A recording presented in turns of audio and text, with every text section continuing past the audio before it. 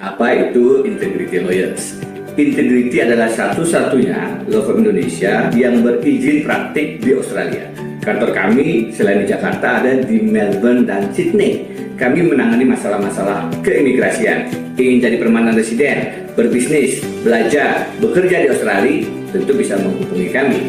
Kami juga membantu masalah-masalah keluarga, cerai, hak asuh anak, pembagian harta bunuh kini, penjual belian properti atau bisnis, membuat kontrak dan perjanjian. Kami juga ikut menangani soal pembuatan surat wasiat, pembagian harta waris. Kami bahkan pernah menangani kasus-kasus pidana, kecelakaan kerja, dan kecelakaan lalu lintas. Ingin lebih jauh mengetahui tentang integrity, silakan kunjungi website kami www.integritylawfirms.com.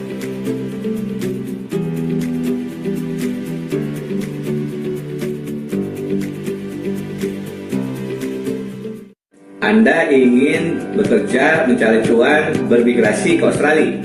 Bagaimana mengurus visanya? Menjadi penduduk tetap, belajar, bekerja, berbisnis di Australia. Hubungi lawyer-lawyer handal di Integrity Lawyers. Kami satu-satunya law firm Indonesia yang berizin praktek di Australia, berkantor di Jakarta, Sydney, dan Melbourne, dan berpengalaman mengurus soal-soal keimigrasian. Lebih jauh ingin mengenal Integrity Lawyers, kunjungi website kami www.integritylawfirms.com.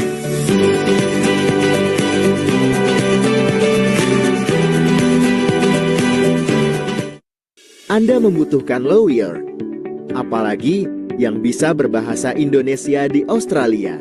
Hubungi Integrity Lawyers. Karena Profesor Denny Indrayana Senior partnernya punya izin praktek bukan hanya di Indonesia, tapi juga di Australia. Jadi urusan hukum Anda di Indonesia dan Australia bisa ditangani.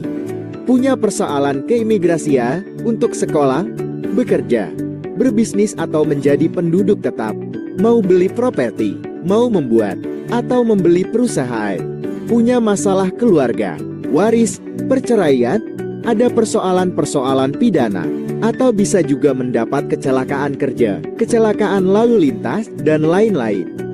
Bisa ditangani oleh Integrity Lawyers dengan profesional dalam bahasa Indonesia dan bahasa Inggris. Segera kontak Integrity Lawyers. www.integritylawfirms.com.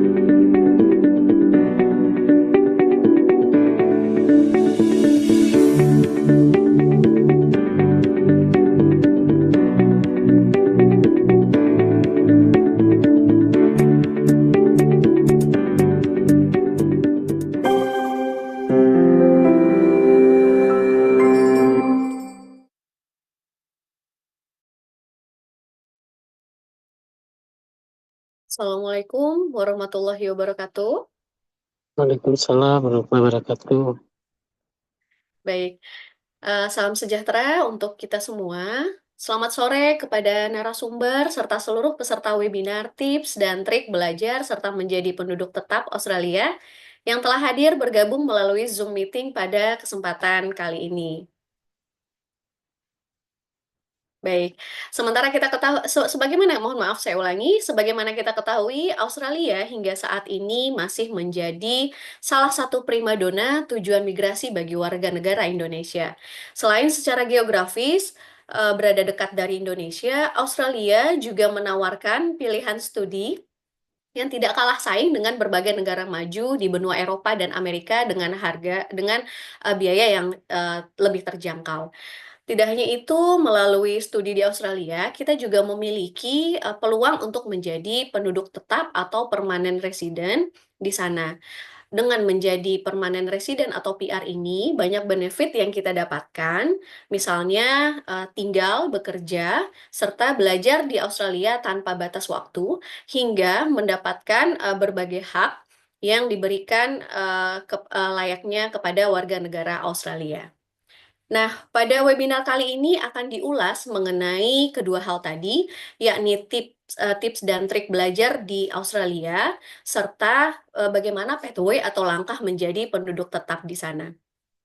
Telah hadir narasumber kita pada sore hari ini. Yang pertama ada Mbak Amela Lismarina, biasa disapa Mbak Amela. Selamat sore, Mbak Amel. Sore Mbak Wafda. Mbak Amela ini merupakan salah seorang staff integrity lawyers dengan jam terbang yang mumpuni terkait persoalan student visa Australia. Kemudian narasumber selanjutnya adalah Profesor Denny Indrayana. Selamat sore, Prof. Denny. Selamat sore, Assalamualaikum warahmatullahi wabarakatuh. Baiklah, terima kasih Prof. Denny.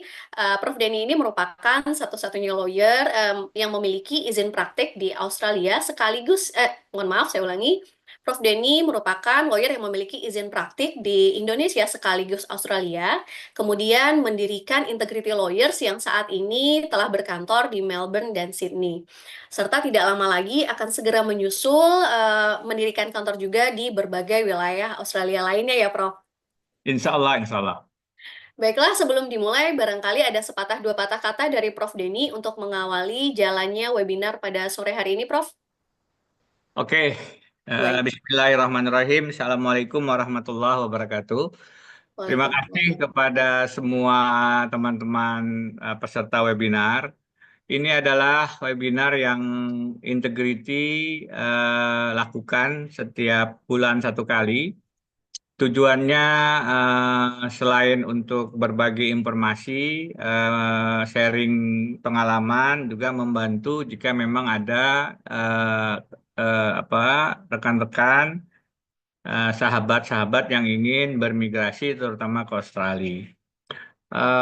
Tentu itu menjadi salah satu wilayah yang merupakan bidang kerja dari Integrity.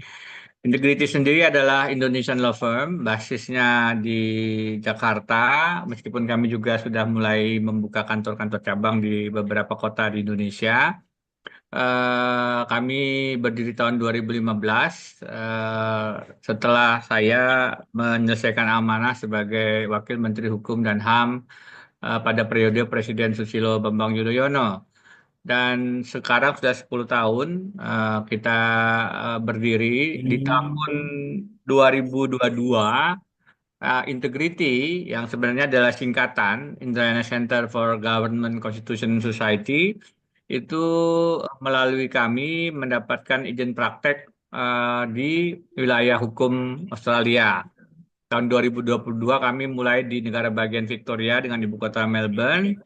Dan tahun 2025 ini kami juga sudah membuka kantor secara resmi untuk berpraktek di New South Wales, ibu kotanya Sydney. Nah, dalam waktu dekat kami sedang menimbang untuk buka juga di Western Australia atau Perth. Jadi kita secara umum kita soal keimigrasian, wilayah kerja kita mencakup seluruh Australia. Tapi kerja-kerja yang terkait bidang-bidang lain tentu ada, karena Australia itu negara federal. Kalau ingin praktek atau membuka kantor, maka ada syarat administratif yang perlu disiapkan.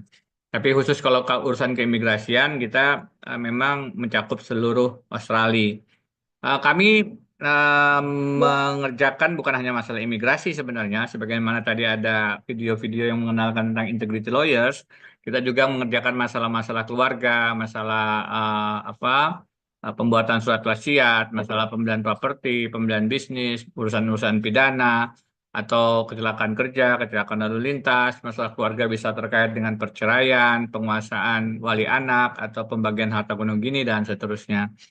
Jadi kita di wilayah-wilayah itu sudah pernah mewakili beberapa orang, beberapa klien, yang tentu saja menjadi menambah panjang pengalaman Integrity Lawyers. Kalau di Australia namanya Integrity Lawyers.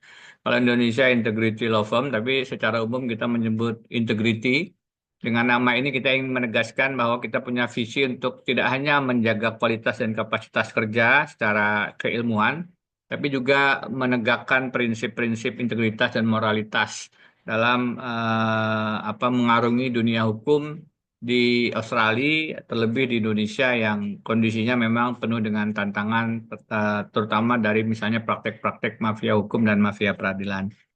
Nah, sebelumnya kita sudah pernah mengadakan webinar terkait PR, terkait bekerja, terkait work and holiday visa, terkait dengan visa protection. Hari ini kita membahas tentang visa student yang merupakan salah satu visa yang memang menjadi primadona bagi orang-orang Indonesia yang ingin studi, belajar di Australia. Biasanya kemudian dilanjutkan dengan mendapat visa kerja dan tidak jarang tentu mengarah ke permanent resident atau penduduk tetap. Jadi kalau ingin melihat webinar-webinar integrity sebelumnya bisa diakses di website kami www.integritylawfirms.com. Di situ akan ada publikasi, kemudian ada link video. Di link video itulah ada beberapa video-video dokumentasi webinar kami di bulan-bulan sebelumnya. Bagaimana ke depan, barangkali kita akan bicara tentang bagaimana mendirikan perusahaan di Australia, bagaimana membuat visa partnership, bagaimana membuat wasiat, karena senyatanya memang kami mendedikasikan pelayanan kami kebanyakan kepada para kerabat, saudara-saudara kita Indonesia yang bermigrasi, berhijrah, merantau di Australia. Jadi memang 90% lebih klien kami adalah orang-orang Indonesia yang berdomisili di Australia. Itu sekilas mengapa kami mengadakan webinar kali ini, yang insya Allah bulan depan akan ada lagi. Kapan? Biasanya pertengahan bulan, seperti sekarang tanggal 17 April. Setiap bulan sekali. Di luar itu kita punya agenda-agenda lain. Kami di Indonesia punya Integrity Scholarship, membagikan beasiswa kepada mahasiswa tingkat akhir di Fakultas Hukum di Indonesia. Sudah jalan untuk yang keempat, dan kita akan lanjutkan terus setiap tahun, dan beberapa kegiatan lain lah, termasuk Integrity Constitutional Discussion, kita bicara tentang isu-isu aktual hukum di tanah air, termasuk Integrity Constitutional Advocacy, kita membantu beberapa advokasi masalah-masalah hukum dengan teman-teman buruh, dengan teman-teman LSM, dan seterusnya. Intinya Integrity ingin terus berkiprah dalam dunia hukum di Indonesia, dan khusus untuk Australia, sebagai satu-satunya law firm Indonesia yang punya izin praktik di Australia, tentu kami juga ingin membantu saudara-saudara kita yang punya banyak tantangan, isu, mungkin juga masalah-masalah yang tidak ringan di perantauan. Itu sekedar mengapa kita tetap mengadakan ini secara rutin, dan mudah-mudahan bisa menjadi salah satu ajang pembelajaran bersama. Jika ada yang bisa dibantu, silakan kontak kami di website. Dan tentu saja dengan senang hati kami bisa juga menerima di website. Begitu buka, biasanya sudah bisa ada link ke WhatsApp yang terhubung langsung dengan kami. Jadi bisa langsung berkomunikasi, bisa dengan WhatsApp, bisa dengan telepon. Terima kasih, saya kembalikan ke moderator, Mbak Wabda. Mudah-mudahan kita bisa memulai presentasinya. Baik, terima kasih atas sambutan dari Prof. Denny. Baiklah, agar tidak berlama-lama lagi, kita masuk pada pemaparan pertama dari Mbak Amela yang akan memberikan informasi mengenai tips dan trik belajar di Australia. Tentu sebelum bekerja, opsi studi di Australia merupakan langkah yang sangat menguntungkan karena memberikan berbagai pilihan dan peluang bekerja di Australia ke depannya. Kepada Mbak Amela, waktu dan tempat dipersilahkan. Terima kasih Mbak Wafda. Bismillahirrahmanirrahim. Assalamualaikum warahmatullahi wabarakatuh. Selamat sore dan salam sejahtera untuk kita semua. Pertama-tama saya ingin mengucapkan terima kasih kepada Prof. Denny Indrayana selaku Senior Partner Integrity Lawyers, juga kepada Bapak Ibu dan rekan-rekan yang sudah meluangkan waktunya untuk hadir di webinar hari ini. Semoga rekan-rekan Bapak Ibu semua dalam keadaan sehat dan semangat dimanapun berada. Perkenalkan, saya Amela. Hari ini saya akan membersamai Bapak Ibu dan rekan-rekan untuk membahas topik yang cukup menarik, terutama bagi yang memiliki keinginan untuk melanjutkan studi ke luar negeri, khususnya di Australia. Tema kita hari ini adalah visa untuk menempuh pendidikan di Australia. Kita akan membahas berbagai hal seputar visa pelajar, persyaratan, proses aplikasi, kemudian serta tips agar aplikasi bisa berjalan lancar dan sukses. Saya harap sesi ini bisa memberikan insight dan jawaban atas pertanyaan-pertanyaan yang mungkin selama ini masih mengganjal di Bapak, Ibu, dan rekan-rekan sekalian. Tanpa berlama-lama lagi, mari kita mulai sesi kita hari ini. Izin saya share screen ya, Bapak, Ibu.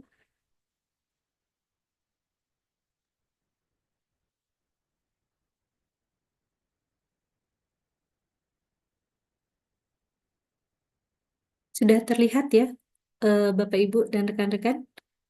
Sudah terlihat, Mbak Mel. Iya, siap. Mengapa Australia? Beberapa alasan kuat untuk mengambil studi di Australia, yaitu pendidikan yang pastinya berkualitas internasional, kemudian lingkungan multikultural dan terbuka. Kita juga bisa bekerja sambil studi di Australia, kemudian dapat juga untuk meneruskan menjadi PR di Australia. Berikut step by step untuk studi di Australia. Yang pertama kita ada memilih program studi dan institusi, jurusan apa yang akan kita pilih, kemudian di institusi mana. Kita cek persyaratan masuknya dan menyiapkan dokumen-dokumen penting dalam persyaratan tersebut. Setelah menyiapkan dokumen, kita daftar ke institusi. Nanti mereka akan memberikan letter of offer, di mana akan terdapat rincian biaya, kemudian jadwal kuliah, dan segala macam. Jika kita setuju, kita mendaftar ke institusi tersebut dan membayar biaya pendaftaran serta biaya kuliah.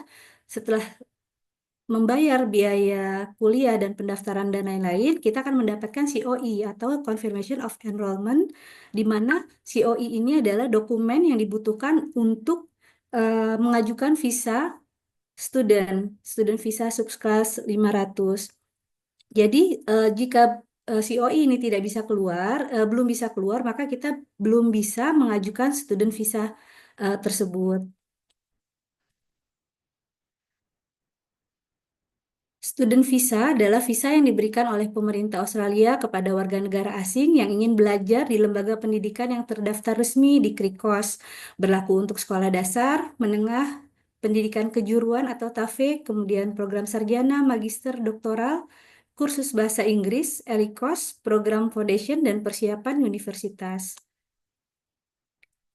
Kemudian berikutnya hak student visa, kita bisa tinggal secara legal di Australia selama masa studi, kemudian mengikuti pendidikan penuh waktu di lembaga yang terdaftar KRIKOS. Kita juga dapat bekerja dengan peraturan yang telah ditetapkan, yaitu 48 jam per 2 minggu saat masa studi. Selain itu, kita juga bisa bepergian keluar masuk Australia.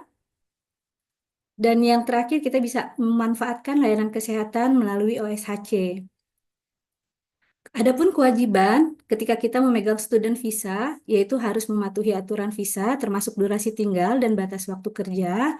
Jadi kita tidak boleh melebihi 48 jam per 2 minggu tersebut ya. Kemudian terdaftar dan aktif mengikuti program studi. Kita juga harus menjaga kehadiran minimal dan menyelesaikan studi dalam jangka waktu sesuai ketentuan. Jika kita ada perubahan data, misalnya alamat atau nomor handphone, itu kita harus memberitahu pihak imigrasi. Kemudian syarat utama pengajuan student visa, kita harus terdaftar di lembaga pendidikan yang terdaftar dalam KRIKOS. Nanti ini kita bisa cek apakah universitas atau tempat lembaga yang kita tuju itu terdaftar dalam KRIKOS. Jika tidak terdaftar, maka tidak bisa untuk mengajukan student visa. Kemudian memiliki COE tadi. Selanjutnya membuat pernyataan sebagai Genuine Temporary Entrant atau GTE. GTE ini merupakan pertimbangan utama dari IMI. Biasanya itu yang memutuskan IMI akan menggrant atau merefuse permohonan visa, itu IMI akan menilai dari GTE ini. Selanjutnya, memiliki asuransi kesepakatan kesehatan pelajar atau SHC, ini khusus untuk pelajar. Jadi kalau mengajukan visa bekerja akan beda lagi untuk asuransinya. Kemudian membuktikan kemampuan finansial dan kemampuan bahasa Inggris. Kemampuan finansial ini bisa disertakan berupa bank statement atas nama rekening kita sendiri. Kemudian kemampuan bahasa Inggris ini dibuktikan dengan hasil tes. Biasanya yang dipakai itu adalah IELTS atau PTE. Dan eh, diwajibkan biasanya untuk selama 6 bulan yang terbaru hasil tes tersebut. Terakhir adalah pemeriksaan medis dan bebas dari catatan kriminal. Maksudnya dari catatan kriminal ini kita mempersiapkan surat keterangan dari kepolisian yaitu SKCK. Itu bisa disiapkan sebelum pendaftaran student visa. Terkait dengan pemeriksaan medis, ini juga biasanya kita mendaftarkan melalui aplikasi yang terhubung dengan aplikasi. Adapun biasanya untuk di wilayah Jakarta itu ada 2 rumah sakit, Premier Bintaro dan Premier Jatinegara. Kemudian syarat tambahan jika apply onshore, pada dasarnya student visa dapat diajukan ketika berada di Australia onshore atau di luar Australia. Namun jika diajukan secara onshore atau di Australia, maka pemohon harus memiliki visa substantif selain dari visa yang tersebut di bawah ini. Awalnya yang menarik adalah awalnya untuk visitor visa ini dapat mengajukan eh, student visa. Jadi ketika memegang visitor visa dan berada di Australia itu bisa mengajukan student visa. Namun ada perubahan kebijakan tahun kemarin, itu tidak bisa lagi untuk pemegang visitor visa untuk mendaftar untuk apply student visa. Kemudian untuk estimasi dana, syarat atau finansial itu kurang lebih yang dibutuhkan adalah 48.000 dengan rincian biaya perjalanan sekitar $2.000 karena kita posisi berada di benua Asia. Kemudian biaya kuliah selama 12 bulan pertama. Misalnya kuliah yang diajukan itu adalah 3 tahun, maka biaya 3 tahun yang semisalnya 50.000 itu dibagi 3 dulu, sekitar 16.000 per tahun. Kemudian biaya hidup selama 12 bulan sekitar 29.000. Jadi total yang dibutuhkan untuk membuktikan kepada pihak imigrasi baik dengan bank statement yang kita punya itu sekitar 48.000 dana yang tersedia untuk membuktikan bahwasannya kita memenuhi syarat finansial tersebut. Sebagai alternatif, pemohon juga bisa memberikan bukti bahwa orang tua atau pemohon sendiri atau pasangan pemohon memiliki penghasilan pribadi dalam 12 bulan sebelum pemohon mengajukan permohonan yaitu minimal 87.000. Kemudian untuk biaya aplikasi visanya sendiri yang kita bayarkan kepada pihak imigrasi itu per hari ini per April 2025 ada di angka $1.600. Biasanya setiap bulan Juli per tahunnya itu akan mengalami kenaikan. Itu untuk satu pemohon yaitu pemohon utama. Ada biaya tambahan jika membawa keluarga. Sebagai catatan penting bagi Bapak Ibu yang rencana mengajukan visa student dengan membawa keluarga itu harus kami sarankan harus melampirkan nama atau data keluarga yang akan disertakan dalam aplikasi meskipun keluarga tersebut belum bepergian atau belum ikut dalam satu waktu kunjungan tersebut. Seperti itu. Jadi ketika nama itu tidak dimasukkan dalam aplikasi, ketika nanti mau menyusul ke Australia, itu nanti dengan visa student itu tidak bisa. Jadi syaratnya harus dideklarasikan atau diikut sertakan saat aplikasi pertama tersebut.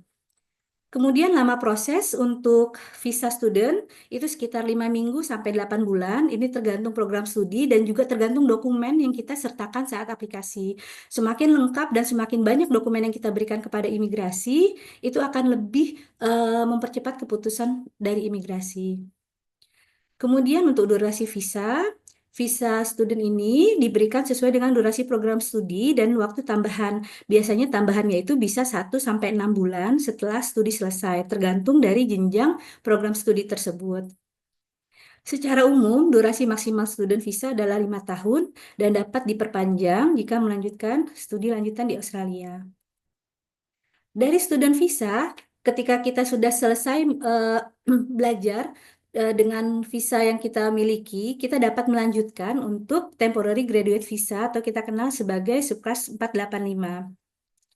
Apa itu temporary graduate visa? Yaitu visa sementara untuk tinggal, belajar, dan bekerja setelah lulus pendidikan di Australia.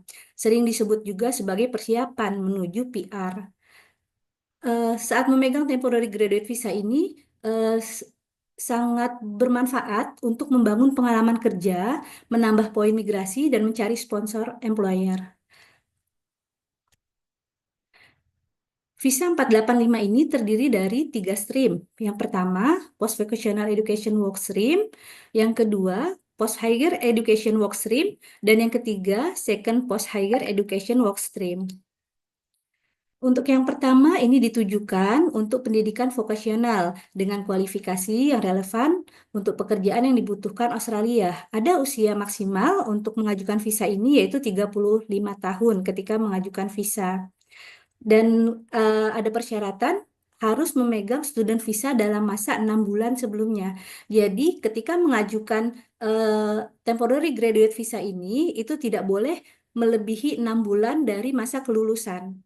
Begitu. Jadi sesegera mungkin ketika student visa itu selesai, langsung mengupayakan untuk apply temporary graduate visa tersebut. Kemudian yang berikutnya memenuhi temporary graduate visa study requirement. Kualifikasi yang diperoleh harus terkait dengan pekerjaan pada MTLSL.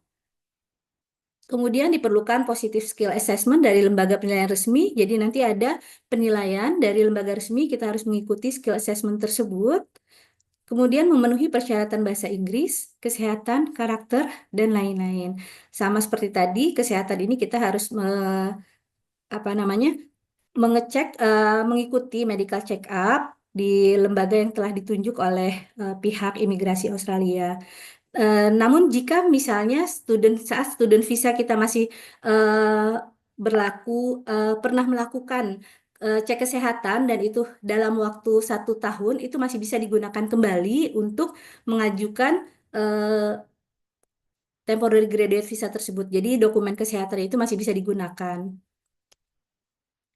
Yang kedua, streamnya adalah Post Higher Education Work Stream. Stream ini ditujukan untuk lulusan pendidikan tinggi dari institusi yang terdaftar di KRIKOS. Berusia maksimal 35 tahun ketika mengajukan visa dan maksimal 50 tahun jika sebelumnya menempuh jenjang S2 atau S3. Kemudian sama, syaratnya juga harus memegang student visa dalam masa 6 bulan sebelumnya. Kemudian memiliki gelar S1 atau S2 atau S3. Sama juga memenuhi temporary graduate visa, studi requirement, memenuhi persyaratan bahasa Inggris, kesehatan, karakter, dan lain-lain. Stream yang ketiga adalah Second Post Higher Education. Second Post Higher Education Work Stream ini diperuntukkan bagi pemegang visa 485 sebelumnya. Jadi ini adalah tahapan kedua. Jika sebelumnya telah memegang visa 485, maka bisa mengajukan Second Post Higher Education Work Stream ini dengan syarat menyelesaikan studi di regional Australia. Sama juga dengan yang stream yang kedua, jadi hanya perbedaannya adalah dia telah menyelesaikan studi di regional kedua. Ada tambahan waktu tinggal dan bekerja di Australia dengan durasi tambahan 1-2 tahun tergantung pada lokasi studi awal. Nah, ini adalah temporary graduate visa study requirement-nya. Jadi program studi ini harus terdaftar di KRIKOS. Kita bisa cek di web KRIKOS dan dia harus minimal durasi studinya itu adalah 2 tahun akademik, yaitu 92 minggu. Selain itu, studi ketika misalnya sudah tercatat di KRIKOS itu 92 minggu, maka dia dapat mengajukan visa 485 ini. Dan syarat lain yaitu studi harus diselesaikan dalam waktu minimal 16 bulan kalender. Studi dilakukan saat memegang student visa Kemudian program harus relevan dengan stream visa yang dipilih.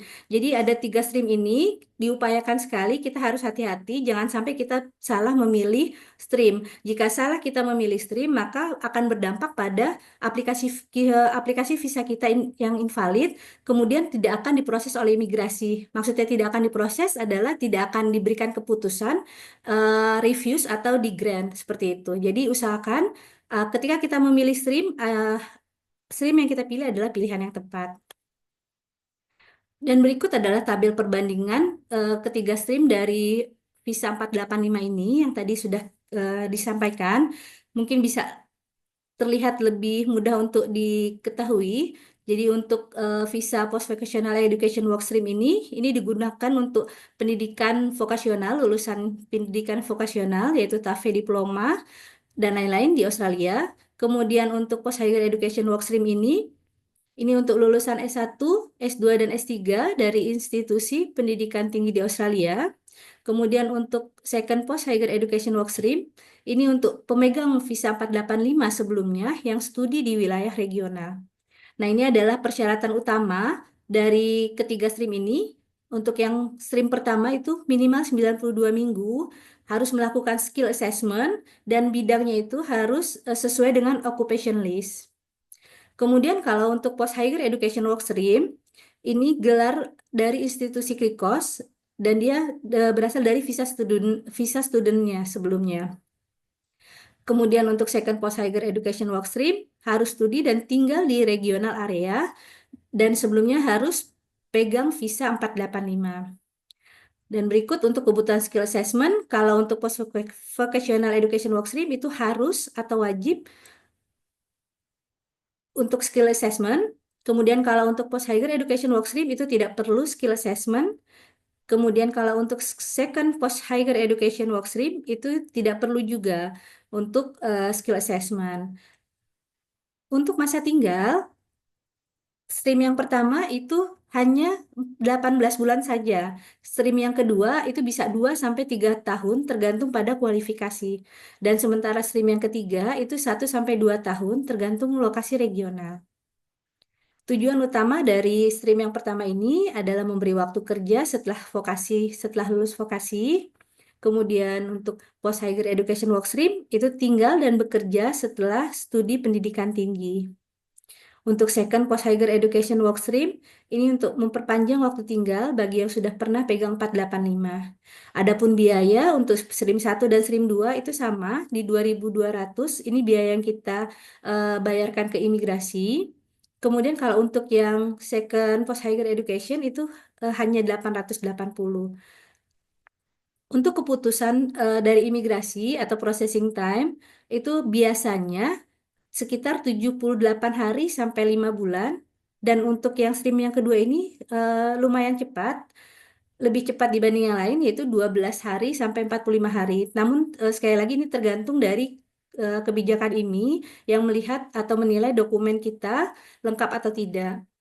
Atau dan persyaratan-persyaratan yang IMI akan nilai apakah itu memenuhi untuk persyaratan ataukah tidak. Demikian.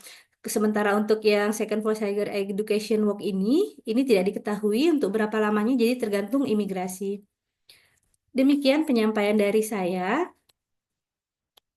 Berikut adalah tim integrity yang insya Allah dapat membantu untuk proses pengurusan visa. Ini alamat integrity di Jakarta dan Melbourne dan Sydney. Berikut sekian dari saya. Saya kembalikan lagi ke moderator Mbak Wafda Zikra. Terima kasih. Baik, terima kasih atas pemaparan dari Mbak Amela yang sangat informatif dan membuka wawasan bahwasannya untuk studi dan pasca studi di Australia tidak sulit sepanjang dipersiapkan dengan matang. Bahkan jenjang studi dan biaya studi pun bervariasi dengan banyaknya jenis studi yang ditawarkan. Setelah ini, narasumber kita selanjutnya, Prof. Denny Indrayana akan menyampaikan pemaparan sekaligus berbagi pengalaman mengenai bagaimana menjadi penduduk tetap di Australia. Kepada Prof. Denny, waktu dan tempat dipersilahkan. Bismillahirrahmanirrahim. Assalamualaikum warahmatullahi wabarakatuh. Waalaikumsalam warahmatullahi wabarakatuh. Bapak-bapak, ibu-ibu, mohon izin saya kembali mau menyampaikan materi. Mungkin bisa di share screen ya. Eh, yang sudah disiapkan. Ya. Jadi kalau kita bicara tadi menjadi student dan beberapa langkah-langkahnya sudah disampaikan oleh Mbak Mela. Tapi yang paling menarik biasanya setelah student itu orang pengen kemudian menjadi penduduk tetap. Nah, bagaimana caranya? Apa saja yang harus dilakukan? Ini nanti yang akan kami sampaikan dalam paparan ini. Meskipun saya tidak akan menyampaikan semua, mungkin nanti kita elaborasi di tanya jawab. eh saya lebih tertarik ke sana, tetapi beberapa yang penting untuk diperhatikan akan saya highlight. Silahkan, next. Jadi tentu saja kalau dari student visa mau ke penduduk tetap, permanent resident bisa tidak? Bisa. Bagaimana caranya? Silahkan, next.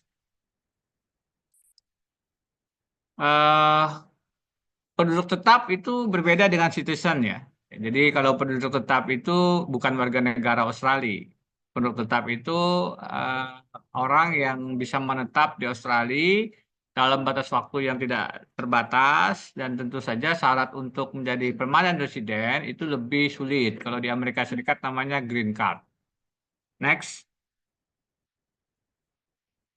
Eh, Keuntungannya apa? Banyak. Tanpa batas waktu tinggalnya, bisa bekerja, kemudian terdaftar di Medicare, bisa punya pinjaman yang lebih simpel ke bank untuk beli properti. Properti di sana bisa sampai KPR, itu 30 tahun. Kemudian bisa mensponsori orang lain, anggota keluarga untuk juga menjadi PR. Dalam syarat-syarat yang tertentu dari PR bisa menjadi citizen kalau memang ingin menjadi warga negara. Keluar masuk Australianya bebas sama PR-nya memang masih aktif, kemudian banyak fasilitas-fasilitas lain termasuk pendidikan, punya pinjaman untuk sekolah di perguruan tinggi dan tentu saja juga ada kaitannya dengan negara-negara Commonwealth, kemudahannya termasuk juga untuk bekerja, bahkan dulu pernah bisa otomatis menjadi permanent resident di New Zealand, di Selandia Baru. Next. Bedanya apa? Ya kalau PR tidak dapat paspor Australia, ya kan? Tidak tidak ikut pemilu. Jadi sebagai penduduk tetap itu bukan warga negara sehingga tidak ikut pemilu. Kalau warga negara itu punya akses untuk pinjaman pendidikan perguruan tinggi. Kalau penduduk tetap tidak, meskipun biayanya berbeda. Kalau kalau student internasional itu 100%, maka penduduk tetap itu bisa sampai di bawah itu 70% dapat diskonnya. Tapi kalau mahasiswa itu lebih murah lagi dan dapat pinjaman. Kemudian kalau penduduk tetap itu paspornya tetap paspor warga negaranya. Saya misalnya PR di Australia, ya paspor saya paspor Indonesia, ke negara lain ya terbatas ke negara-negara yang paspor Indonesia diakui tanpa visa. Tapi kalau pakai warga negara tentu dia travelnya lebih banyak lagi yang visanya bebas karena memang Australia diterima sebagai paspor di banyak negara. Next. Nah, bagaimana jalur menjadi penduduk tetap? Ada jalur melalui keluarga, misalnya karena orang tua, karena anak, ada karena kerja, karena skill, dapat sponsor dari perusahaan di Australia, karena investasi, bisnis, ini ada syarat-syaratnya, dan kemudian karena opsi lain, misalnya karena global talent, karena ada global talent itu karena bakat, misalnya atlet, misalnya artis, misalnya apalah bakat-bakat yang extraordinary. Dan juga termasuk refugee di sini. Itu bisa menjadi penduduk tetap di Australia. Jadi ada 4 stream ini. Next.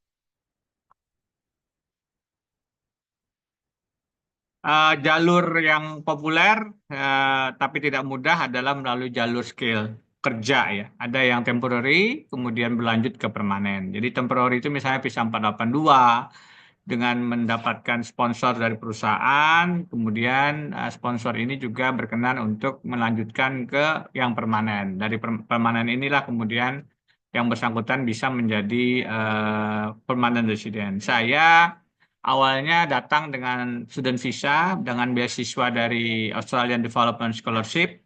Kemudian di tahun 2016 saya datang dengan visa akademik, temporary working, menjadi visiting professor di Melbourne Law School. Kemudian saya ditawarkan untuk menjadi PR melalui visa 186, jadi bekerja tetap selama lebih dari 2 tahun sebagai profesor tamu di Universitas Melbourne, Fakultas Hukumnya. 2017 saya mendapatkan PR, jadi saya masuk 2016, tahun kemudian saya dapat tawaran full employment, profesor tamu di tadi Melbourne Law School sama FISIP Universitas Melbourne, dan disitulah saya mendapatkan PR saya di tahun 2017. Ini jalurnya seperti itu. Next. Nah, ini tadi yang saya jelaskan. Nanti secara detail kalau ingin menanyakan ini, nanti saya dibantu oleh senior associate saya, Saudara Rajib Barokah, yang saat ini juga sedang mengambil studi lanjut di Victoria University untuk terkait dengan keimigrasian. Jadi apa itu visa 482, apa 485, 491, 494, apa saja syarat-syaratnya, tentu nanti bisa dijelaskan. Tapi yang sebelah kiri itu yang temporary, 482 misalnya, yang sebelah kanan adalah yang permanen. Saya menjadi PR dengan Employer Nomination Scheme Visa subclass 186. Itu jalur masuk saya menjadi PR di Australia, yang paling atas sebelah kanan. Next. Nah, ini persyaratan-persyaratan umumnya. Saya tidak akan detailkan. Kalau teman-teman mau nanti diuraikan satu-satu, karena pasti ini akan memakan waktu. Tetapi secara umum semuanya membutuhkan pengalaman-pengalaman kerja, kemudian juga kualifikasi, ada tes kesehatan, ada tes bahasa Inggris. Yang semua juga tidak bisa dinafikan adalah karakter assessment. Jadi tidak boleh ada catatan-catatan pidana atau masalah-masalah hukum misalnya yang tidak tercantum di sini. Tapi itu salah satu yang penting dan juga harus dibuktikan misalnya dengan SKCK, surat keterangan catatan kepolisian, atau kalau di Australia namanya police check. Next. Nah, ini contoh bagaimana jalur menjadi PR dari student visa ya, 500, kemudian ada visa kelulusan 485, kemudian menjadi visa kerja sementara 482, kemudian bisa ke visa 186. Nah, ini 186 sekali lagi adalah contoh visa yang saya jalani dan masuk sebagai PR di permanent resident di Australia sejak tahun 2017, lebih kurang 7,5 tahun yang lalu. Yang 491 ini kalau bisa ke wilayah regional, artinya wilayah yang bukan kota-kota besar, bukan negara-negara bagian yang seperti New South Wales atau Victoria, tapi negara-negara kota-kota di pinggiran regional. Jadi memang ada juga dikhususkan, itu membutuhkan skill-skill tertentu yang tentu saja harus dicek dalam SOL, Skill Occupation List, apa saja yang dibutuhkan di Australia. Bagaimana strateginya, itu yang bisa dijelaskan secara lebih lanjut nanti dalam konsultasi dengan kami. Next. Nah, ini cara untuk mencari sponsor perusahaan yang mencari kerja, salah satunya atau salah tiganya di website ini, seek.com, Lincoln, atau di Indeed. Nah, itu semua adalah cara-cara mencari peluang-peluang kerja di Australia dan kemudian meminta agar mereka menerima dan menjadi sponsor kita untuk bekerja di Australia. Dari situ kemudian masuk menjadi permanent resident. Next. Jadi itu secara umum, detailnya nanti akan disampaikan secara lebih lengkap dalam tanya jawab. Nanti saya minta dibantu oleh Saudara Senior Associate Rajib Barokah dan teman-teman lain dari Integrity Lawyer saling melengkapi. Dari saya terima kasih. Lebih jauh, mungkin next slide adalah kunjungi website kami di www.integritylawfirms.com. Ini lebih lengkap ada di sana, baik untuk website law firm di Indonesia, untuk urusan hukum Indonesia, maupun urusan Australia di Melbourne dan Sydney, dan secara umum di seluruh kota di Australia. Next. Ini adalah tim kami. Ada lebih kurang 30 orang yang mensupport kerja-kerja integrity, baik di Indonesia maupun di Australia. Next. Ini adalah kantor kami di Jakarta di City Lab Sudirman, di Australia kami di pusat kota di Collins Street, dan juga di Sydney kami juga di pusat kota di Martin Place dengan nomor telepon masing-masing. Kalau mengakses website kami, maka saudara-saudara bisa langsung terhubung berkomunikasi melalui WhatsApp karena begitu diklik, maka sekian detik kemudian ada aplikasi WhatsApp yang pop up untuk kemudian itu bisa terhubung langsung dengan kami untuk berkonsultasi dan tanya jawab secara langsung dengan tim kami. Demikian dari saya. Dan saya kembalikan ke moderator, lebih lanjut nanti dipertegas detail dan rinciannya tanya jawabnya oleh Mas Rajib Barokah. Terima kasih. Baik, terima kasih atas pemaparan dari Prof. Denny. Dari apa yang dipaparkan oleh Prof. Denny tadi, kita jadi tahu nih ternyata menjadi penduduk tetap di Australia itu banyak jalan dan peluangnya sepanjang kita mengetahui langkah-langkahnya serta mempersiapkannya dengan baik gitu. Ternyata di Australia juga banyak ternyata lapangan-lapangan pekerjaan yang belum terisi tenaga kerjanya. Jadi ini bisa kita manfaatkan dengan sangat baik. Nah, berhubung kedua narasumber sudah memaparkan materi, kita akan memberikan kesempatan kepada para peserta untuk mengajukan pertanyaan. Namun, karena keterbatasan waktu, barangkali kita batasi terlebih dahulu untuk 3 sampai 4 orang penanya. Jika masih ada waktu akan kita buka kembali, jika tidak sempat, maka para peserta masih tetap dapat mengajukan pertanyaan melalui kontak Integrity Lawyers nantinya. Baiklah, untuk tiga pertanyaan penanya pertama,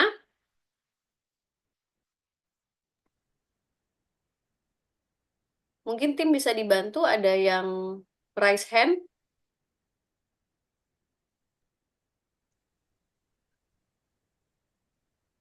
Pak Munawir. Baik, Pak Munawir, silahkan Bapak. Mungkin bisa diaktifkan juga video kameranya, Pak.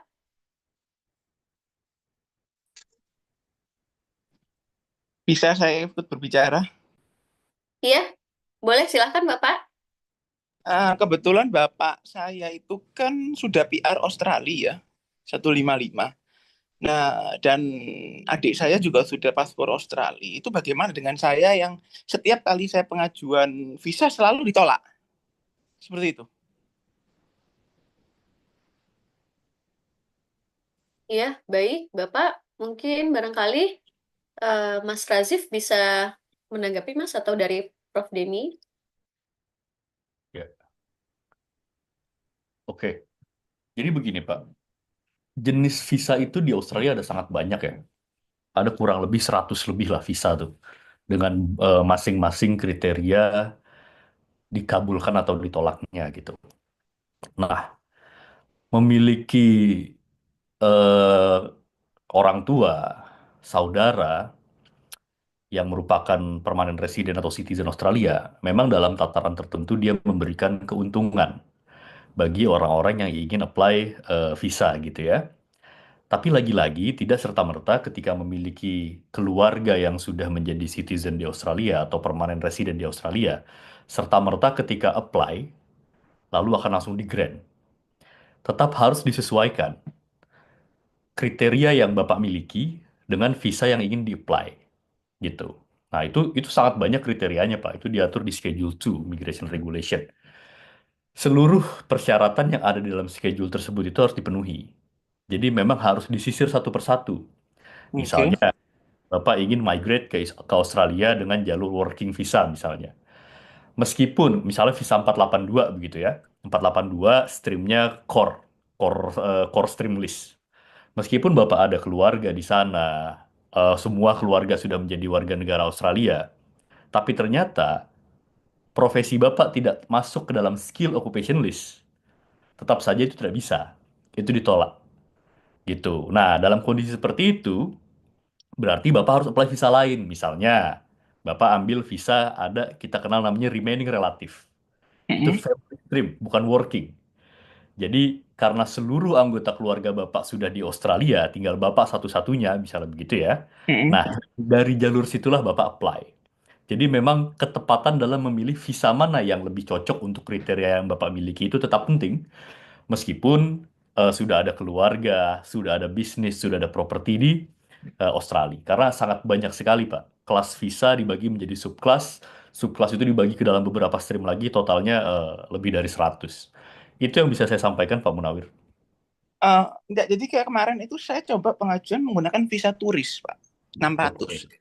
Nah, kalau untuk pekerjaan saya ada perusahaan di sini PT ya maksudnya ya. PT belum juga besar tapi penghasilan ya lebih dari cukup lah kalau untuk saya selama berada di Australia. Saya tuh mencoba melakukan 2 kali pengajuan namun selalu template gitu loh penolakannya kedutaan gitu. Saya juga heran apa gitu loh. Maksud saya kekurangan saya itu apa dari data saya ini. Tapi saya coba menghubungi kedutaan juga kedutaan tidak bisa memberikan prioritas jawaban yang bisa saya terima gitu loh. Bahkan saya sendiri kan tujuan saya mau nyampe ke Australia, saya ingin biar sama dapat PR lah minimal. Bagaimana caranya gitu loh. Karena keluarga saya semuanya udah dapat PR semua di sana gitu loh. Ya.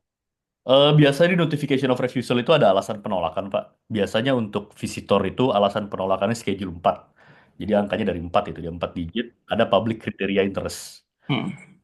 Biasanya alasannya itu. Dan itu memang harus dibaca detail, Pak. Karena banyak sekali ya alasan penolakan visa. Nah, dari situlah harus di-counter. Aplikasi berikutnya harus tidak lagi jatuh pada lubang yang sama. Biasanya aplikasi visitor itu ditolak meskipun dananya banyak di rekening gitu ya. Hmm. Biasanya salah dalam mengisi pernyataan genuine entrance. Karena memang visitor visa itu ketika pertama kali masuk dengan visitor, Bapak memang tidak boleh menunjukkan intensi untuk stay permanen di Australia.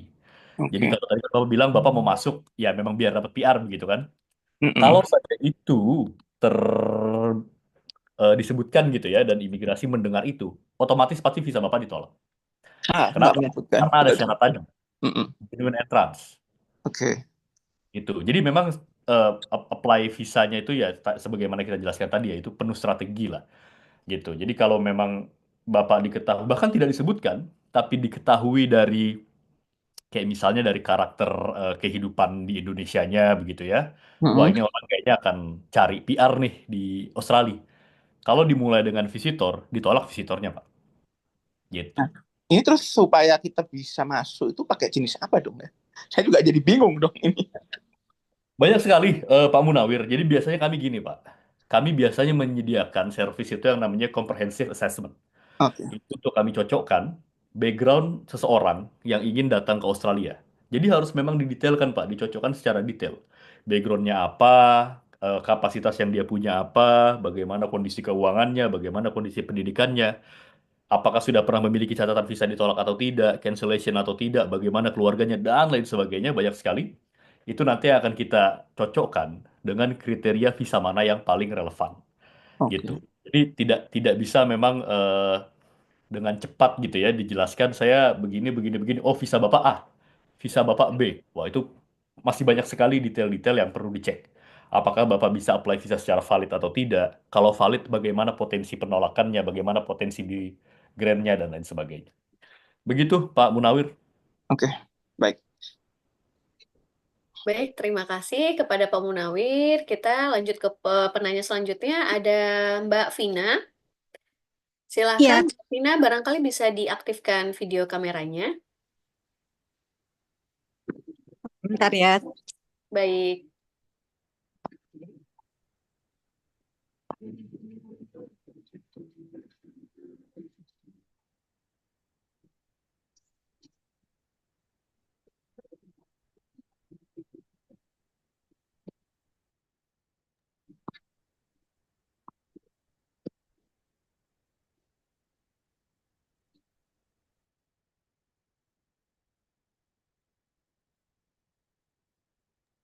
Eh, Mbak Vina, apakah sudah bisa ini, Mbak? Jika belum, barangkali kita lanjut ke penanya berikutnya dulu. Ada Mas Muhammad Fadil Hamzah. Silakan, Mas. Baik, terima kasih moderator. Jadi saya cerita sedikit mungkin ya Kak tentang latar belakang saya saat ini adalah mahasiswa semester 8 jurusan di Fakultas Ilmu Pendidikan. Jadi saya punya memang cita-cita untuk nanti bagaimana bisa bekerja ataupun juga belajar di Australia. Nah, singkat saja Pak, pertanyaan saya, bisa nggak sih ada tips yang diberikan untuk saya ini, bagaimana nanti ke depannya, apakah visa apa misalkan tadi yang seperti disampaikan yang cocok untuk saya, yang tidak punya keluarga ataupun teman di sana, dan apa ya itu tips-tips yang bisa saya rencanakan memang saat ini di semester 8 karena sebentar lagi insya Allah saya akan menyelesaikan studi. Terima kasih. Baik, terima kasih Mas Muhammad Fadil. Barangkali Mbak Amel bisa memberikan tanggapan, Mbak, dan atau juga Mas Razif, dipersilahkan. Mbak Mel, silakan Mbak Mel. Ya. Baik, untuk Pak Fadil, Mas Fadil Hamzah, jadi saat ini sedang studi ya Mas ya, semester 8 ya Mas ya? Ya, betul. Iya, biasanya ini yang visa yang best seller istilahnya gitu ya. Untuk mahasiswa yang akan lulus itu biasanya eh, melirik untuk visa WHV, Mas. Jadi ada syarat WHV ini yaitu khusus untuk mereka-mereka yang baru lulus kuliah maksimal sekali 2 tahun setelah lulus dan usia maksimal di usia 31 tahun. Nah, itu ada persyaratan khususnya adalah menyiapkan surat dari imigrasi. Jadi itu biasanya su- ada pembukaan waktu khusus dari imigrasi. Biasanya mungkin setahun itu ada beberapa kali ya dari imigrasi. Itu bisa langsung diikuti saja Instagram atau media sosialnya Kementerian Hukum dan HAM, Dirjen Imigrasi. Dari situ kita mendapatkan surat dukungan untuk mengajukan visa WHV. Nanti setelah mendapatkan surat tersebut, kita mengajukan visa WHV tersebut ke pihak imigrasi, begitu Mas Fadil. Itu salah satu pilihannya. Yang kedua, bisa juga Mas Fadil memilih untuk student visa, misalnya mau melanjutkan kuliah di Australia. Nah, untuk mengajukan student visa di Australia ini, yang perlu diperhatikan adalah pembuatan GTE statement-nya, Mas. Nah, itu GTE statement ini amat sangat diperhatikan oleh pihak imigrasi. Mereka akan menilai genuinitas kita saat mengajukan visa student karena mereka akan melihat apakah kita ada niat untuk tinggal eh, selain niat belajar begitu. Jadi ada tips-tips nanti bisa disampaikan bahwasannya untuk membuat GT statement ini kita bisa menceritakan motivasi studi kita, misalnya kelanjutan sebaiknya linear ya Mas ya, misalnya dari Indonesia kita jurusan apa, kemudian melanjutkan studi lagi di Australia sebaiknya linear, karena biasanya akan ada penolakan jika eh, studi yang kita ambil tidak linear begitu. Kemudian selain itu juga kita menunjukkan di GTA statement itu adalah niat kita kembali ke Indonesia. Misalnya setelah kita selesai kuliah, itu kita sertakan juga kita mau apa saja yang dilakukan setelah lulus kuliah itu. Jadi benar-benar harus diperhatikan untuk pembuatan GTA statement ini. Itu yang kedua untuk apa namanya? Untuk alternatif visa yang bisa ditempuh. Mungkin dari saya itu saja, barangkali Mas Razif ada tambahan. Terima Cukup, kasih, Mbak Mas. Mel, sudah lengkap yang disampaikan Mbak Mel. Demikian Mas Fadil, saya kembalikan ke Mbak Wafda. Baik, terima kasih Mas Fadil. Eh, Mungkin pertanyaan selanjutnya kita kembali ke Mbak Vina. Tadi belum sempat ini ya Mbak ya. On cam bisa disampaikan Mbak pertanyaannya. Barangkali bisa jika bisa diaktifkan video kameranya dipersilahkan. Iya, terima kasih Mbak. Ini ada masalah dengan kameranya. Oh Nggak iya. apa-apa kan kalau kamera? Iya, Iya, terima boleh kasih. Mbak. Silakan. Baik Mbak. Iya, jadi pertanyaan saya gini. Kebetulan putra saya sekarang sedang tahun terakhir kuliah di Sydney. Nah, jadi dia ada rencana sih memang untuk lanjut jadi PR. Nah, pertanyaannya, insya Allah dia akan lulus tahun ini, November. Dia di UNSW. Nah, pertanyaannya apakah dia harus apply dari sekarang atau tunggu lulus dulu? Saya udah barusan chat juga sih sama dia, mungkin langsung datang ke kantor Integrity yang di Sydney. Tapi ya mungkin kalau seandainya mungkin ada teman-teman yang lain juga yang memerlukan informasi ini. Jadi kalau seandainya udah di tahun terakhir, apakah apply visa 485-nya itu sekarang atau nunggu lulus dulu? Itu aja, terima kasih. Baik, terima kasih Mbak Vina. Mungkin dipersilahkan Mbak Amel memberikan tanggapan atas pertanyaan Mbak Vina. Iya, Bu Vina. Siap, Mbak Wafda.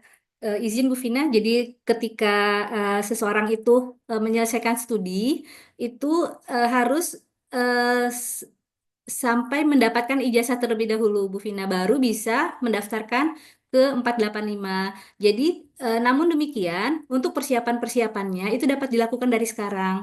Namun untuk apply-nya sendiri atau lodge-nya sendiri itu ketika sudah mendapatkan sertifikat atau ijazah dari kampusnya, Bu Vina. Oh, Demikian.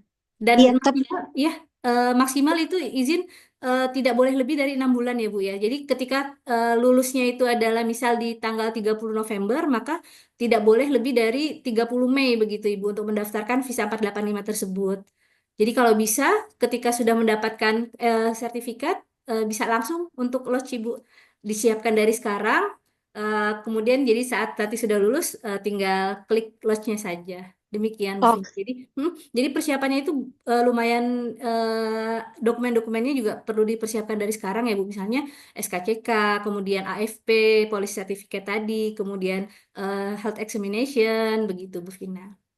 nah, tapi dia visa yang sekarang berlaku sampai November 2025. Nah, apakah dia harus pulang dulu ke Indonesia, apply 485 dari Indonesia atau gimana? Karena mungkin lulusnya November, katakanlah dapat sertifikatnya juga November, nggak tahu UNSW wisudanya atau lulusnya kapan, saya belum dapat kabar. Nah, tapi visa yang sekarang berlakunya cuma sampai November. Siap ya Bu Jadi Vina. mungkin apakah harus pulang dulu karena takutnya udah nggak berlaku kan visanya pada saat dia lulus gitu. Oh ya, siap. Izin Bu Vina, biasanya untuk visa student itu diberikan ada tambahan waktu dari waktu studi. Misalnya waktu studi itu berakhir di Oktober, biasanya akan ada tambahan waktu 1 bulan. Begitu dari COI. Jadi kita nanti akan mendapatkan COI rentang waktu ini ya Bu ya, kuliahnya. Nah itu biasanya visa yang diberikan akan melebihi batas studi Bu, begitu. Jadi misalnya diberikan 1 bulan lebih dari batas studi atau 2 bulan. Jadi bisa ditunggu dulu sampai visanya mau berakhir, karena pasti visa berakhir itu sebelum wisuda ya Bu ya, atau sebelum diberikan sertifikat. Nah, jadi bisa tinggal dulu tanpa harus keluar dari Australia, Ibu. Tinggal dulu, Oh, iya. Jadi apply-nya bisa onshore, tidak perlu harus keluar Australia dulu, begitu. iya Untuk deh. visa Terima kasih. Mungkin kedepannya. nanti Iya. Mohon izin Ibu termute. halo, ya maaf, ya Iya. mungkin untuk sementara itu dulu. Nanti kalau seandainya ada pertanyaan lagi mungkin langsung ke websitenya aja kali atau anak saya suruh datang ke kantor yang di Sydney. Oh iya. Siap Ibu. Iya, terima kasih. Terima kasih Terima Bu kasih. Vina, sama-sama. Baik, terima kasih Bu Vina. Mungkin bagi penanya selanjutnya ada Ibu Fitri. Silakan Ibu Fitri, diaktifkan mikrofonnya. Ya, Assalamualaikum warahmatullahi wabarakatuh. Waalaikumsalam warahmatullahi wabarakatuh. Ya, mungkin hampir sama seperti kayak Mas Fadli tadi ya, pertanyaan saya. Kebetulan anak saya juga semester 8 di Fakultas Teknik Mesin UNS dan ini insya Allah bulan depan dia selesai. Memang ada rencana untuk ke Australia. Cuma ya, ini saya mau tanyakan kalau untuk S1-nya teknik mesin yang ada di Indonesia ini apa diakui ya kalau di Australia itu untuk melamar pekerjaan? Jadi kalau misalnya nanti bekerja sesuai bidangnya, kebetulan dia menekuni di bidang perkapalan ya, pembuatan kapal gitu. Beberapa jurnal internasionalnya dia juga berkaitan dengan itu. Apakah maksud saya S1-nya yang di Indonesia itu diakui di sana atau harus bagaimana untuk bisa bekerja sesuai passionnya atau linear tadi di Australia atau harus seperti apa ketika di negara anual beda ini ya di negara asing ini. Itu yang mau saya tanyakan. Terus kemudian tadi ada visa untuk pelajar, itu katanya kan ada kayak dituliskan harus kembali lagi ke Indonesia. Ya, kalau misalnya eh, dia nanti mengambil kuliah di sana dan harus membuat surat pernyataan seperti itu, apakah nanti dari visa pelajar yang harus dia kembali lagi untuk Indonesia dan mengabdi, misalnya dalam masa tertentu ketika bekerja di sana kepingin PR itu apa masih bisa dirubah seperti itu? Ya, maksud saya kan awalnya memang wajib pulang ke Indonesia, tapi mungkin dengan mungkin kondisi di Australia yang baik gitu ya, ada ketertarikan untuk menjadi permanent resident sana, apa bisa seperti itu dirubah? Ya, mungkin itu aja yang bisa saya tanyakan. Terima kasih. Baik, terima kasih Bu Fitri. Silakan untuk Mas Razif atau Mbak Amel yang akan memberikan tanggapan. Mbak Mel, silakan Mbak. Baik, izin Bu Fitri. Jadi untuk studi ya Bu ya, yang saat ini teknik perkapalan ya Bu ya, Teknik mesin. teknik Teknik mesin. mesin. Teknik mesin. Ya, jadi untuk mengajukan visa ke Australia untuk teknik mesin itu nanti bisa juga mencari ini dulu Bu, apa namanya, sponsor terlebih dahulu. Begitu. Jadi mencari sponsor ketika sudah mendapatkan sponsor yang bersedia untuk di-apply pekerjaan tersebut, itu kita bisa apply untuk visa 482 Bu Fitri. Begitu. Nanti tapi kita cek dulu pekerjaan tersebut apakah masuk dalam list occupation-nya Australia, Ibu. Gitu. Kemudian kalau untuk visa tadi dari visa student, kemudian mau lanjut untuk ke visa 485 itu tidak harus keluar Australia dulu, Bu Fitri. Jadi bisa lanjut dari visa student, visa 500, sebelum visa 500-nya itu berakhir, bisa langsung apply 485 tanpa harus keluar dari Australia. Yang tadi disebutkan harus keluar dari Australia adalah ketika mengajukan visa student itu dari visa visitor.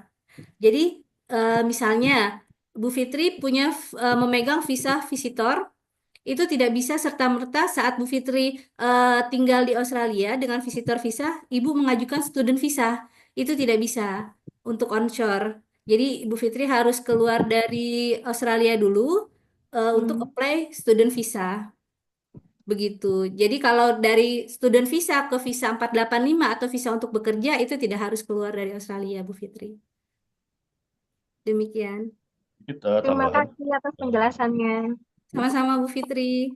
Udah kalau udah jelas, oke deh. Lanjut ke pertanyaan berikutnya. Ya, Mbak Wafda.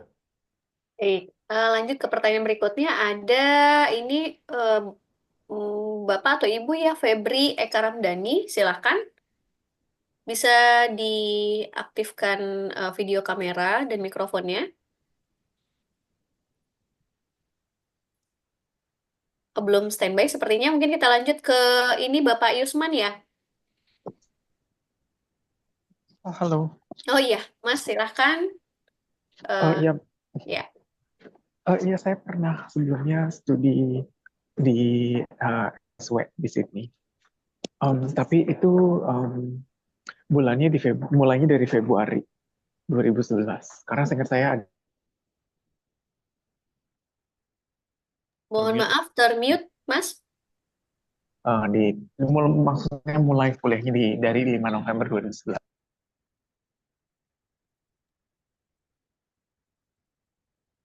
Halo, Suaranya suaranya hilang. putus-putus, Mas.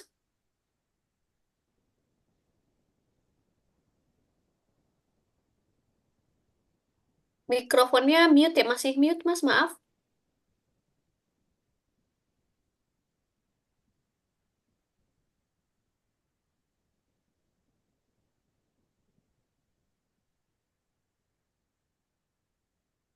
Halo,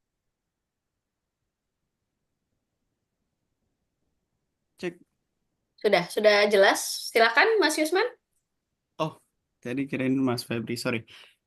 Ya, jadi saya ada 2 pertanyaan sih, tapi sebelumnya saya mau menjelaskan dulu kondisi saya. Saat ini saya udah di Australia, alhamdulillah, menggunakan visa working and holiday dan baru berjalan kurang lebih selama 4 bulan. Nah, background saya dulu waktu sebelum ke sini pun saya sempat berkuliah di bidang studi IT. Nah, pertanyaan pertamanya, bagaimana sih caranya untuk dapat PR melewati jalur regional visa yang saya tahu kan kayak ada Dama gitu tuh.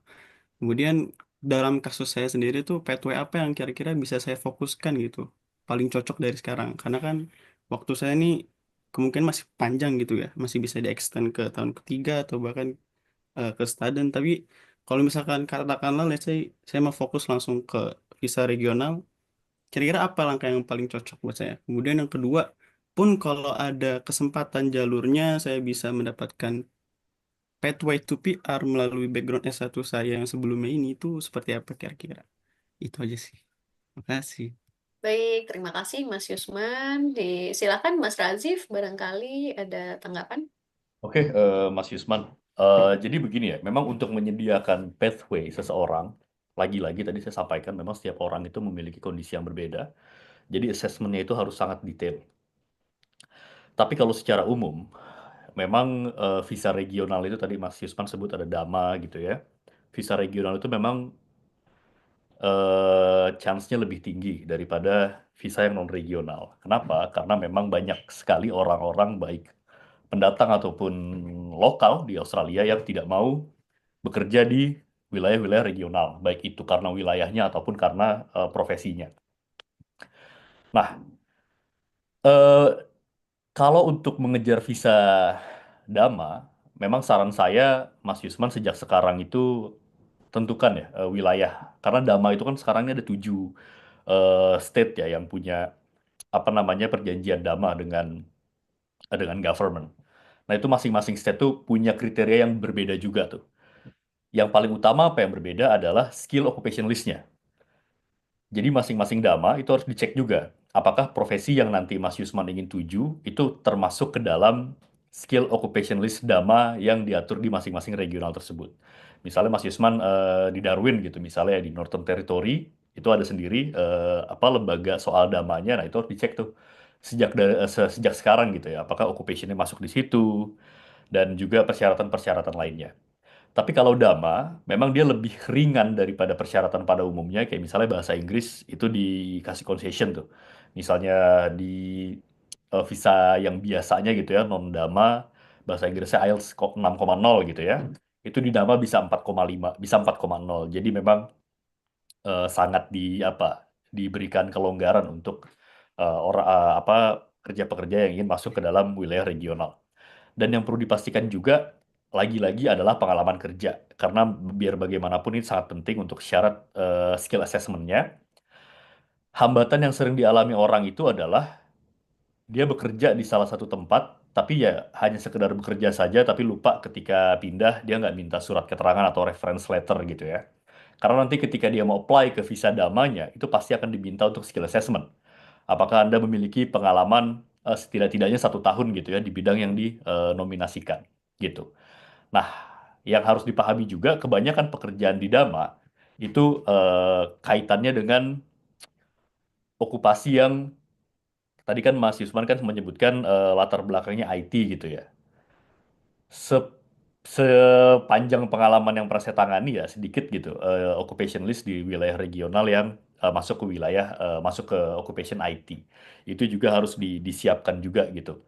Jadi ya intinya cocokkan dulu dengan skill occupation list yaitu yang bayangan saya harus dipursu gitu dan dikumpulkan pengalaman kerja di situ. Itu sih yang bisa saya sampaikan Mas Yusman.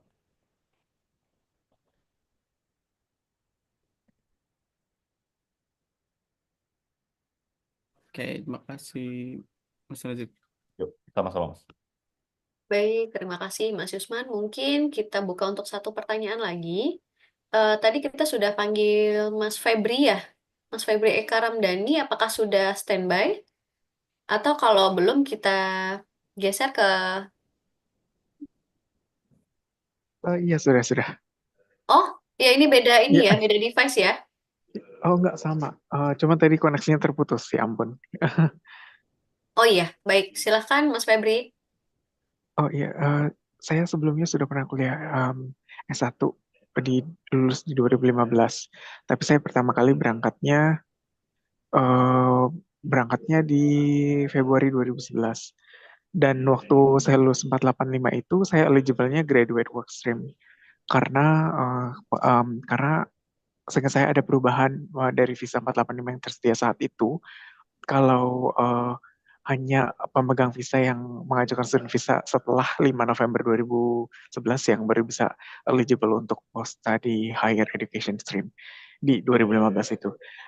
Dan baru-baru ini di 2025 saya mendapatkan COE untuk ke studi S2 dan saya berencana untuk mulai bulan Juli ini Pertanyaan saya karena tadi saya sempat lihat ada second 485 yang saya sebelumnya belum tahu kalau ternyata ada kesempatan second 485.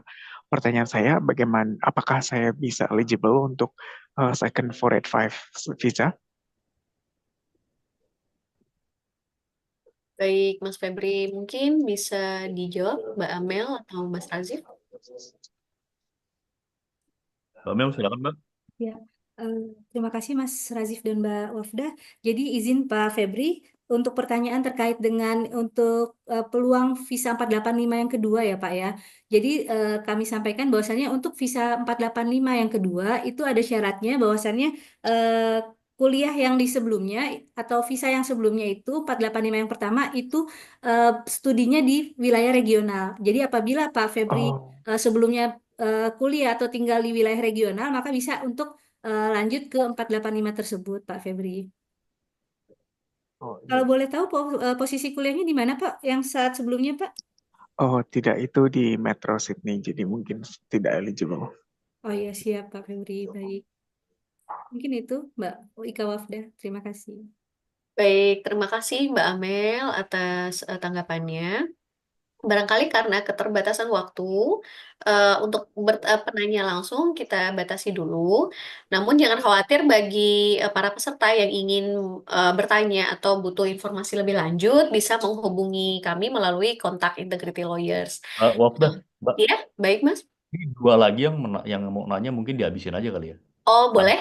Baik. Baiklah, berhubung narasumber menyediakan, masih memberikan kesempatan, kita persilahkan dulu. Ini ada Mas Gad Good. Dipersilahkan, Mas. Sore Kak. Baik. Saya mau bertanya kan gini kan, dulu kan saya kuliah S1 manajemen di Indonesia, lulusan tahun 2018. Kemudian saya dari 18 sampai tahun ini, itu kan dulu tahun 2012 kan ada rencana untuk kuliah ke Australia. Terus setelah itu ya belum terrealisasi. Kemudian saya kuliahnya di Indonesia, tepatnya di Malang. Habis itu saya lulus tahun 2018 ambil manajemen. Lah untuk tahun ini saya itu mendadak punya semangat buat mewujudin cita-cita saya yang dulu yang sempat belum terrealisasi itu Kak. Nah, secara umur kan saya udah 30 tahun untuk mendapatkan kerja sama liburan itu kan kayaknya umurnya kan udah nggak bisa gitu loh. Jadi ada kayaknya ada solusi untuk tetap ambil visa student. Lah setelah itu untuk berhubung sama jurusan saya itu kan sebetulnya kan saya kayak kurang malas untuk belajar lagi kan gitu loh secara akademisi. Nah, saya itu mau bertanya kalau umpama saya ambil vocation education training itu apa bisa atau gimana, soalnya kan secara level degree-nya kan di bawahnya S1 gitu loh Kak. Ya kayak sekedar training atau apa gitu. Itu gimana tanggapannya? Terima kasih. Baik, terima kasih Mas. Mungkin dipersilahkan kepada Mas Razif atau Mbak Amela memberikan tanggapan. Sorry, Mas siapa ya namanya? Ini nama Saya asli. maaf, nama saya Adi Jaya. Maaf ini. Arjaya, Mas Jaya ya? Adi Jaya. Mas Ardi, oke. Mas Ardi, ya. Memang untuk sekarang ya, kalau dulu tuh itu easy lah kita bilang bisa gitu ya. Tapi sekarang karena student sekarang lagi diperketat banget di Australia.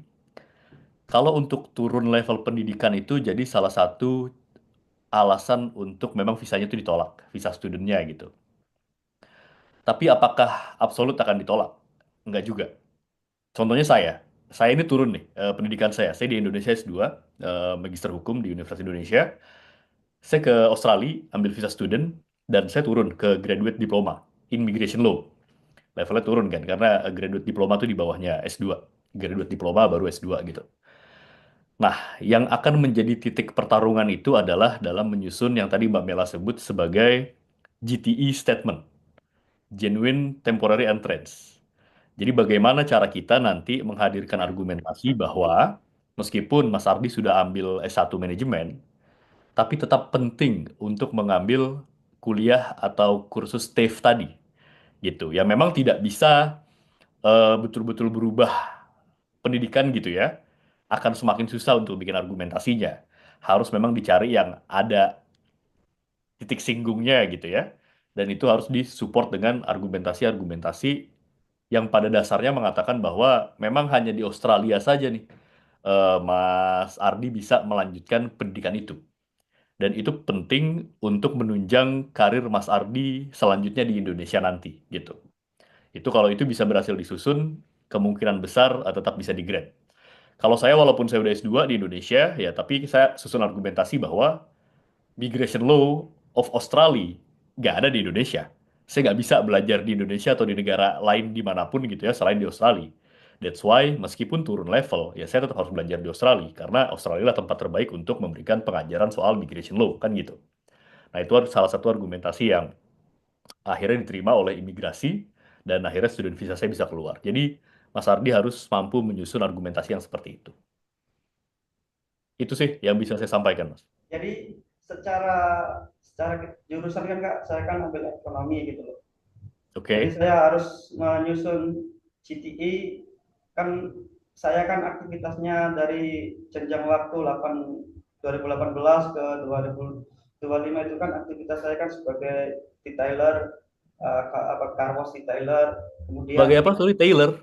detailer, detailing, car wash detailing, Oke, oke. kemudian Yes. saya juga bisa welding gitu. Jadi rencana saya Yap. itu antara carpenter sama welding gitu loh kan. Ya. Jadi Itu juga jadi salah satu apa namanya yang menunjang argumentasi nanti ya. Jadi ada orang yang sudah berpendidikan tertentu gitu, tapi dia ternyata pekerjaannya tuh sangat jauh dari pendidikan asalnya, ya dan dia ingin eh, apa upgrade skill kan. Jadi dari pengalaman-pengalaman pekerjaannya dia yang berbeda dengan background edukasi awalnya, ya dia ingin masuk ke pendidikan berikutnya di Australia. Itu juga bisa menjadi salah satu argumentasi yang bisa disampaikan di GTE gitu. Tapi tentu masih harus dikembangin ya dengan berbagai argumentasi penguat lainnya lah. Gitu, Mas Ardi. ya, siap, terima kasih. Yuk, sama-sama. Baik, terima kasih Mas Ardi. Selanjutnya ada Mbak Nurul. Mbak Nurul barangkali bisa diaktifkan video kameranya. Ya, Halo, selamat malam. selamat malam Mbak Eh, Nurul. saya ada beberapa pertanyaan. Pertanyaan pertama itu masalah visa 407. Apakah visa 407 kita bisa apply ke employer without experience?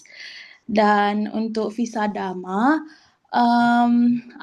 gimana caranya kita cari employer visa dama yang maksudnya employernya yang bisa ada visa dama 482 dama regional site dan gimana kita ngeceknya gitu kalau seandainya company ini eligible untuk sponsor kita dan gimana step by stepnya apakah kita harus ke contoh kan setiap regional itu ada websitenya. Apakah kita harus menghubungi websitenya? Ada beberapa nomor yang selalu di website itu, atau kita langsung ke immigration lawyer untuk kalau kita sudah ada experience, kita asking help dari immigration lawyer. Terima kasih. Terima kasih Mbak Nurul. Silakan mungkin Mas Razif, Mbak Amel, Prof. Denny.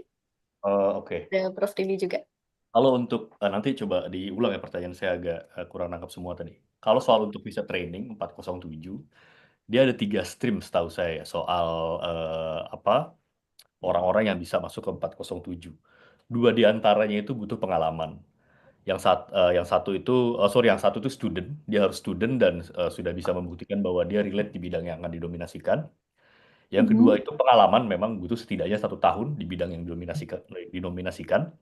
Yang ketiga itu jauh lebih berat syaratnya daripada yang 2 pertama, yaitu orang yang betul-betul profesional.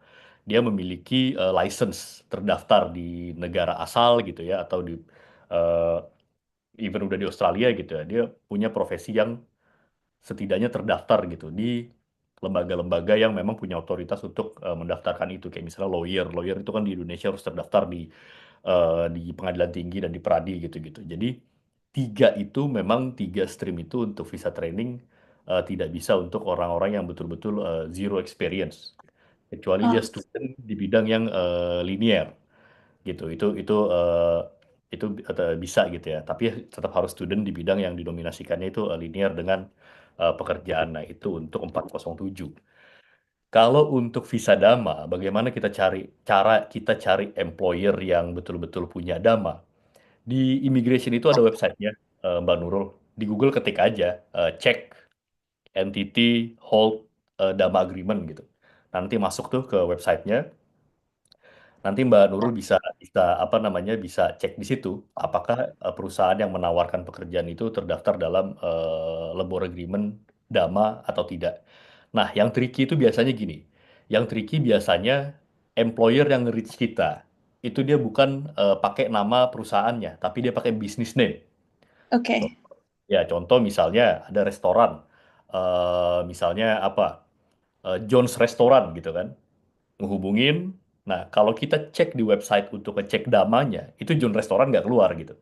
Nah, kita harus cek dulu John Restoran ini company-nya apa. Gampang sih itu di ACN, ABN itu bisa dicek. Jadi John Restoran itu business name, perusahaannya apa? Katakanlah perusahaannya ternyata Barokah Corporation gitu ya. Nah, baru kita cek di website, ngecek damanya, kita tulis Barokah Corporation. Kalau dia terdaftar dama, dia akan keluar namanya. Ini bisa apa dama dan dia bisa employee under dama agreement. Itu sih Oke. untuk Jadi, dua pertanyaan tadi. jadi seandainya kalau seandainya kita tidak berada di regional tersebut, di luar regional tersebut masih bisa apply asalkan company-nya itu terdaftar di Dama begitu dan kita mempunyai experience. Betul. Itu untuk siapapun dimanapun posisinya, tapi nanti kerjanya di wilayah regional. Gitu. Alright. Oke. Satu lagi kalau yang untuk 407 tadi, contoh saya sudah ada sertifikat 3 individual support. Contoh gitu, itu kan itu aged care gitu. Apakah aged care ini gimana saya taunya kalau seandainya visa training ini kayak tadi yang Bapak bilang something like professional itu ada acceptation lah gitu kan. Gimana saya tahu kalau seandainya yang saya ini kayak aged care kayak gitu carer harus ada experience atau enggak untuk visa 407 gitu. Oh, Karena setahu saya yang pernah saya dengar katanya ya ini saya juga ya, belum ya. cek lebih lanjutnya. 407 itu kan namanya training visa. Jadi ada sebahagian itu yang nggak perlu experience asalkan employer-nya mau contoh kita bilang kita mau training visa dan mereka deal dengan kita gitu mau dan itu kan lebih murah daripada visa sponsor gitu. Oke. Gimana saya tahu kalau seandainya job skill yang saya sekarang lakuin itu harus ada experience atau enggak? Kalau untuk aged care ini kan dia berarti masuk ke yang Low skill. kualifikasi yang nomor 2 tadi yang saya sebutkan ya. Ya. Bukan student dan dia juga bukan profesional yang harus punya license gitu. Ya, aturannya dia harus berpengalaman minimal 12 Jadi oke. bulan. Ya, Oke. kalau tidak ada pengalaman, ya tidak ada evidence yang bisa disubmit ke immigration nanti bahwa yang bersangkutan itu berpengalaman. Gitu. Nah, bayangan saya, informasi yang Mbak dengar tadi itu berlaku untuk memang yang tadi ada kaitannya dengan Dama Agreement. Karena kalau udah bicara Dama Agreement, itu sebagaimana yang saya jelaskan tadi, pertanyaan siapa tadi ya, itu banyak concession, banyak keringanan-keringanan. Gitu. Nah, bagaimana cara cek apakah keringanan itu berlaku atau tidak? Telusuri aja di website negara bagiannya. Jadi cek dulu employer-nya di bagian mana. Nanti masing-masing negara bagian itu ada organisasi damanya.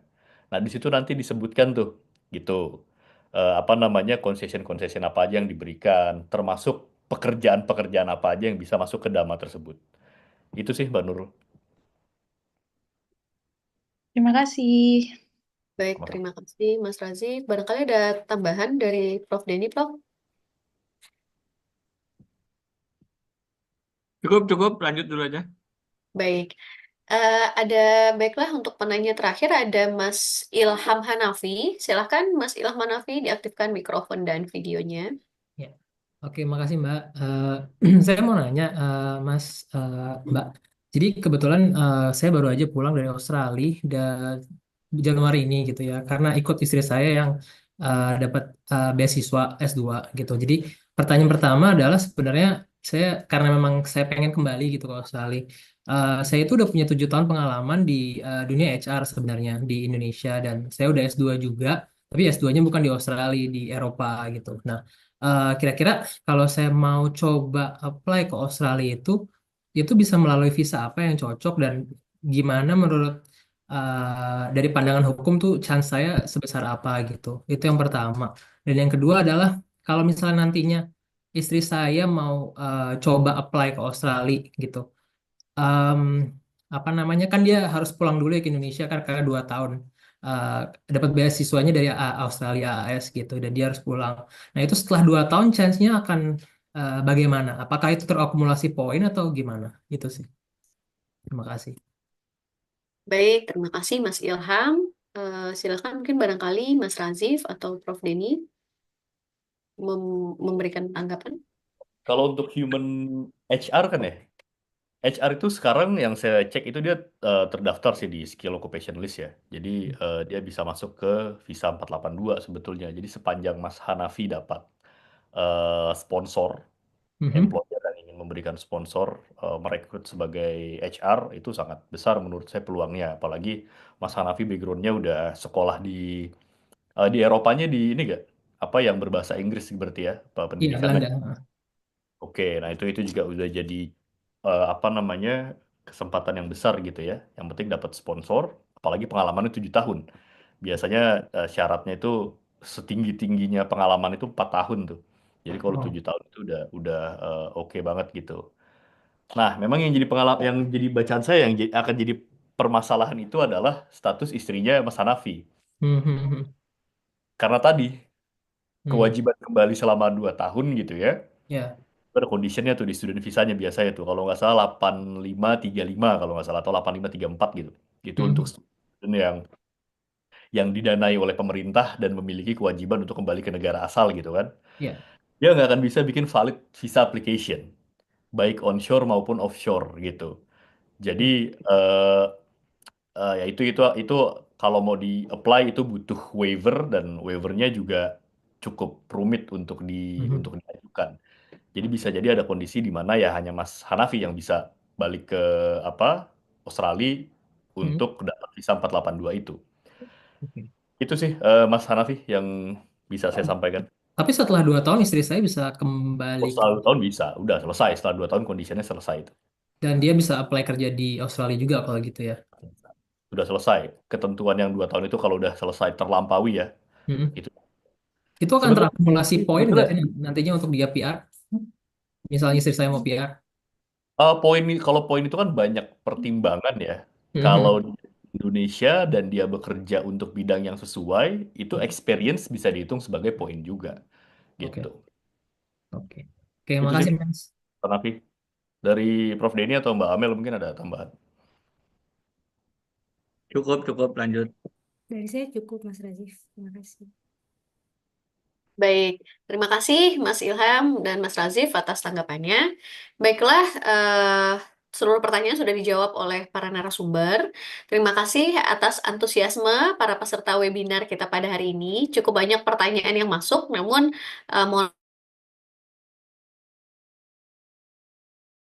saran dan sharing dari para narasumber yang sangat mencerahkan dengan informasi seputar belajar hingga menjadi penduduk.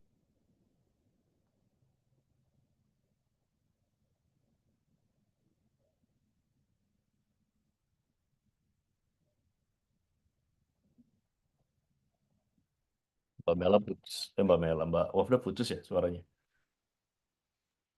Iya, di saya juga nggak muncul suaranya. Ke freeze.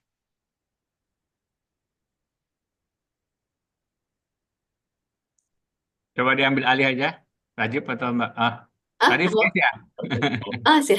Mohon maaf ada nge-lag, Prof. Baiklah, dengan berakhirnya seluruh rangkaian acara, saya selaku moderator izin menutup webinar kita pada sore hari ini. Mohon maaf jika ada salah kata maupun penyampaian. Sebelum ditutup, mohon berkenan kepada para peserta untuk mengaktifkan video kameranya untuk foto bersama terlebih dahulu. Mungkin kepada panitia bisa dibantu. Baiklah, saya izin untuk memulai sesi foto. 1, 2, 3. Sekali lagi. 1, 2, 3. Baiklah, terima kasih atas waktunya. Saya mohon undur diri. Wabillahi taufiq wal hidayah. Assalamualaikum warahmatullahi wabarakatuh. Waalaikumsalam warahmatullahi wabarakatuh. Terima kasih, Mbak Ofda. Baik, terima kasih Mas Razif, Mbak Amel, Prof. Denny, dan juga para kita. Makasih semua teman-teman. Abda, Mbak Mela, Razif, Mbak Uci, Mbak Rehan ada masih ya? Makasih semua ya. Ya, Prof. Izin lab. Assalamualaikum. Waalaikumsalam warahmatullahi wabarakatuh. Waalaikumsalam warahmatullahi wabarakatuh.